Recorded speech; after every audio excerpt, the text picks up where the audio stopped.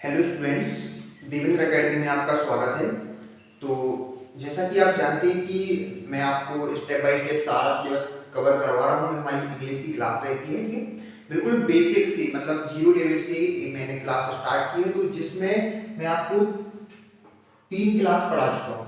एक class fourth है ना, मतलब ये जो आज मैं क्लास ले रहा हूँ एक चौथी क्लास ले रहा हूँ। इसके पहले मैंने 3 वीडियो ऑलरेडी अपलोड कर दिए हैं।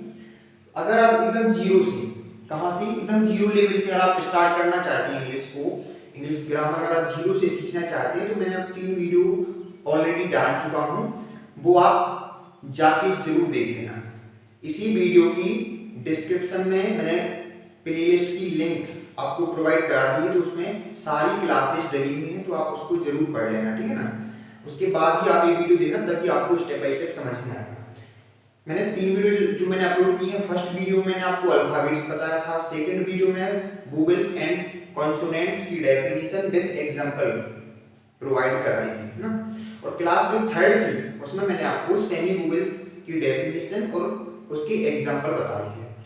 आज क्लास फोर्थ है, इसमें मैं आपको बताऊंगा बर्ड। बर्ड क्या होता है, आज हम बात करेंगे बर्ड पर ना।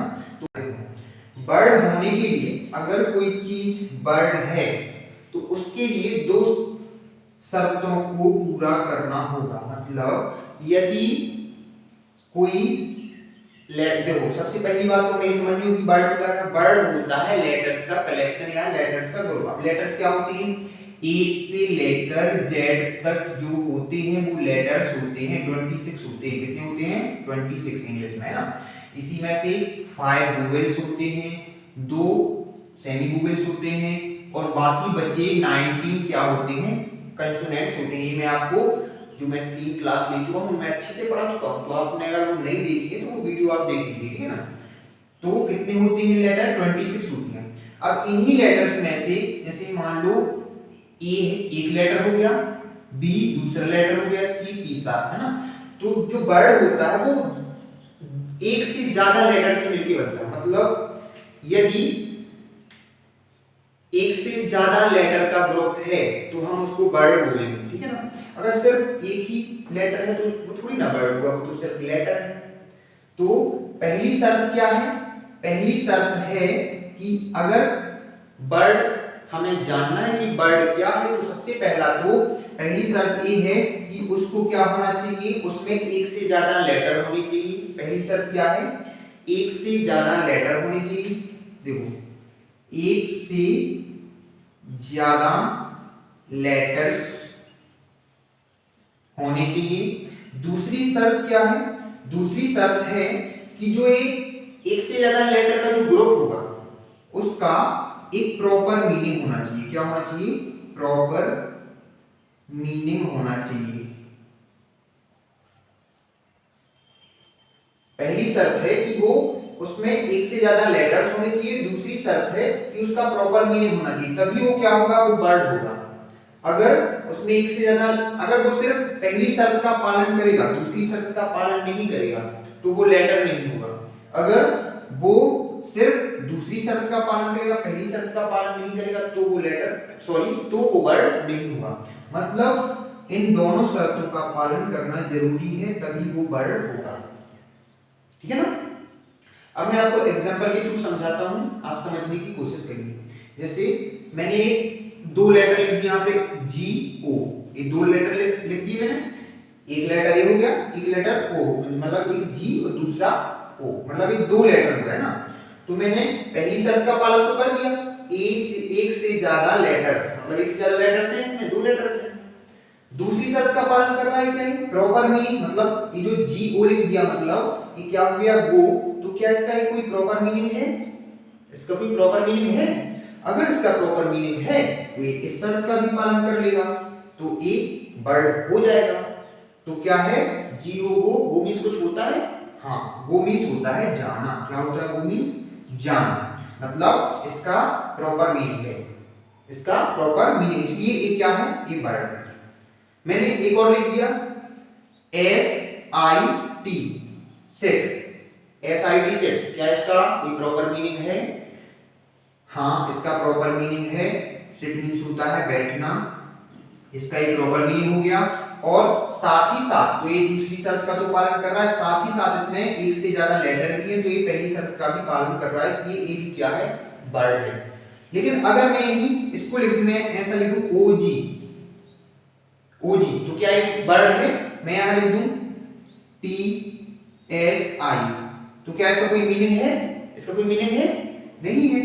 ओजी इसका कोई मीनिंग है? वो पहली शर्त का तो पालन कर रहा है, दोनों पहली शर्त के पालन कर रहे हैं, क्योंकि इसमें भी क्या है, TSI, मतलब इसमें भी 3 लेटर हैं, इसमें 2 लेटर हैं, मतलब ये पहली शर्त का तो पालन कर रहा है, लेकिन दूसरी शर्त का ये पालन नहीं कर रहा, मतलब इसका प्रॉपर मीनिंग नहीं है। ओजी क्या होता है? ओजी इसका कोई मीनिंग नहीं है। TSI क्या होता है? इसका कोई प्रॉपर मीनिंग नहीं है। तो एक पहली शर्त का पालन तो कर रहे हैं, लेकिन दूसरी शर्त का पालन नहीं कर रहे, इसलिए ये बर्ड नहीं है। आई होप आपको समझ में आ गया होगा कि बर्ड क्या होता है, ठीक है ना? ये होता है बर्ड। अब मैं आपको यहाँ पर बर्ड की डेफिनेशन लिखवा दे रहा हूँ, आप समझ तो गए होंगे कि बर्ड क्या होता है, इसकी डेफिनेशन भी लिख लो आप, ठीक है, कि बर्ड होता क्या है। बर्ड की प्रॉपर डेफिनेशन आपके पास होना जरूरी है, ठीक है ना, क्योंकि मैंने आपको बताया कि ये वीडियो सिर्फ फर्स्ट क्लास वालों के लिए नहीं है, ये सभी के लिए यूजफुल है। क्यों? क्योंकि ये बेसिक है, और बेसिक हर स्टूडेंट के लिए जरूरी होता है, क्योंकि अगर किसी का बेस क्लियर नहीं होगा तो वो उसकी आगे भी नहीं बढ़ पाता है, उसको आगे की चीजें समझ में नहीं आती अगर उसका बेसिक क्लियर ना हो तो, है ना। तो इसका जो मैं आपको प्रॉपर डेफिनेशन देने वाला हूं वो क्या है, बर्ड क्या है। देखो, सबसे पहले तो हमें समझना होगा कि क्या ही ग्रुप है, किसका ग्रुप है, तो अ ग्रुप ऑफ 2 और more letters, a group of 2 or more letters which gives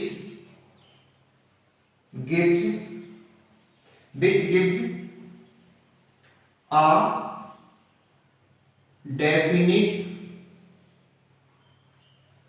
meaning, which gives a definite meaning is called a word.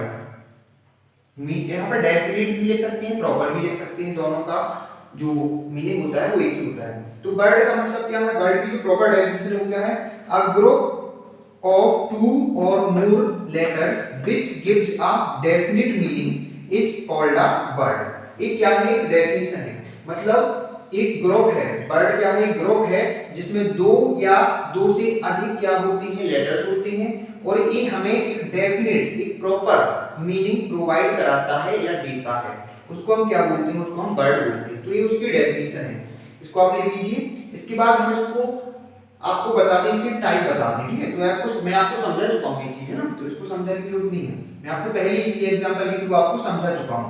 अब इसके कुछ टाइप हैं, कुछ इसके प्रकार हैं, वो आप समझ लीजिए। मेरी कोशिश रहती है कि वीडियो ज्यादा लंबा ना हो, आप लोग सोचेंगे जल्दी से फिनिश कर देते हैं, मैं ऐसा इसलिए सोचता हूँ कि मोस्टली स्टूडेंट्स ज्यादा लंबा वीडियो देखना पसंद नहीं करते, वो शॉर्ट एंड स्वीट कंटेंट, और कंटेंट अच्छा होना चाहिए, शॉर्ट एंड स्वीट होना चाहिए। टाइम तो वो टाइम तो दे नहीं सकती, है ना, वो टाइम बहुत कम टाइम में बहुत सारा नॉलेज लेना चाहते हैं, और वो भी परफेक्ट एकदम, है ना, सटीक। तो देखो काइंड्स की बात करें तो ये 3 प्रकार होते हैं। पहला होता है मोनोसिलेबल बर्ड, मोनोसिलेबल बर्ड, ठीक है ना। दूसरा टाइप होता है इसका dual syllable bird, dual syllable bird. तीसरा टाइप होता है इसका multi syllable bird, multi syllable bird. ये 3 टाइप होते हैं। अब मैं आपको अभी जैसे मैं एग्जांपल दूंगा आपको सब समझ में आ जाएगा, टेंशन मत लो। ये देखो, पहला जिसका प्रकार है वो है मोनोसिलेबल बर्ड, मोनोसिलेबल बर्ड। अब देखो मोनोसिलेबल इसके नाम से ही पता चल रहा है, मोनो मतलब होता है एक, सिलेबल मतलब होता है उच्चारण, या मींस मतलब एक प्रकार से इसको हमें बोलने में या इसका साउंड किस टाइप से आ रहा है उसको बोलते हैं सिलेबल, ना। बर्ड याद रखिए, मोनोसिलेबल बर्ड मतलब ये बर्ड के जो टाइप्स हैं, जो काइंड्स हैं, उनकी बात कर रहे हैं। तो मोनोसिलेबल बर्ड मतलब होता है ऐसे बर्ड जिनको हम सिर्फ एक ही टोन में उनको बोल पाए या उनका उच्चारण एक ही टोन में कर पाए। जैसे मैंने लिखा जीरो गो, सेट, पुट, टी, कट, ये देखो, गो सेट पुट टी कट, गो सेट पुट टी कट, इनका जो उच्चारण है वो हम एक ही टोन में कर पा रहे हैं, इसलिए इनको क्या बोलते हैं, monosyllable word. Dual syllable word अभी समझ में आएगा, जैसे ही मैं तीनों फिनिश करूंगा अभी समझ में आ जाएगा, आपको समझाने की जरूरत ही नहीं। Dual syllable word, dual syllable word में क्या करना है आपको, डुअल सिलेबल वर्ड मतलब ऐसे वर्ड जिनका उच्चारण हम दो टोन में कर पाते हैं, मतलब एक टोन में उनका उच्चारण नहीं हो पाता, दो टोन में करते हैं। जैसे जैसे मैंने एक एग्जांपल लिया टीचर, देखो यहाँ पे मैंने यहाँ पर डैश लगाया क्योंकि इसका उच्चारण दो बार हो पा रहा है, टीचर। डॉक्टर, डॉक्टर, ऐसे बहुत सारे वर्ड है, बहुत सारे वर्ड है ना।